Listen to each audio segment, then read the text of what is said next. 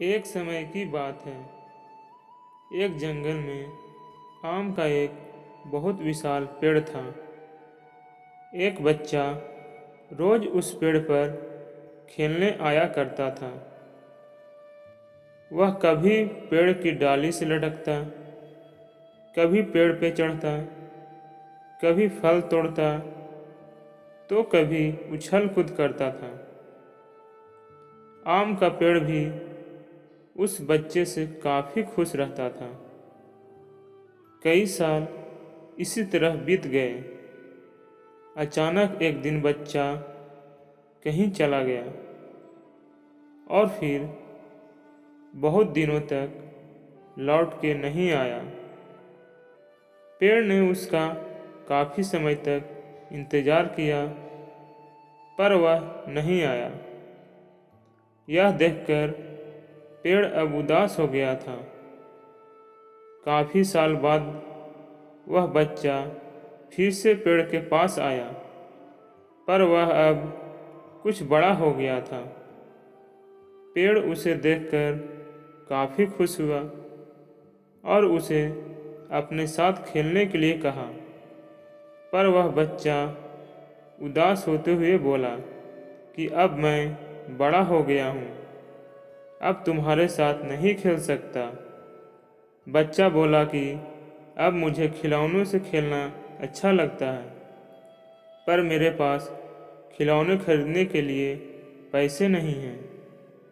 यह सब सुनकर पेड़ बोला, उदास ना हो, तुम मेरे फल को तोड़ लो और उसे बेचकर खिलौने खरीद लो।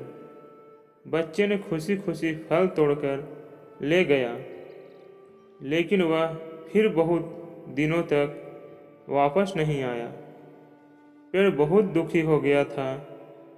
अचानक बहुत दिनों बाद बच्चा, जो अब जवान हो गया था, वापस आया।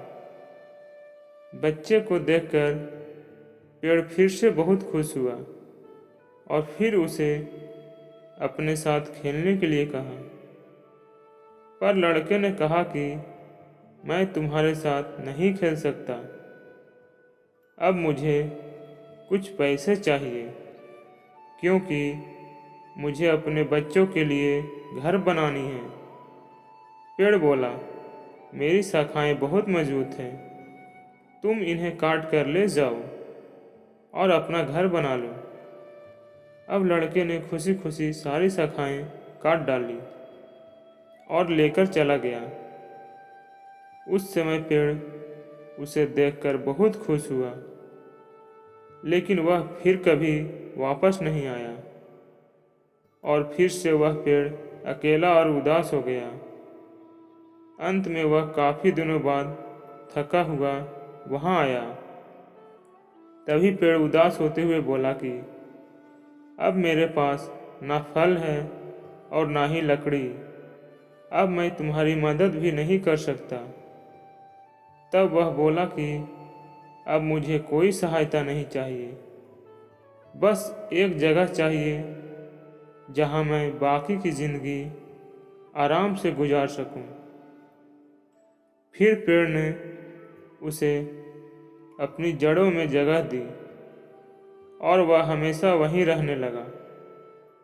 दोस्तों, यही कहानी आज हम सबकी है।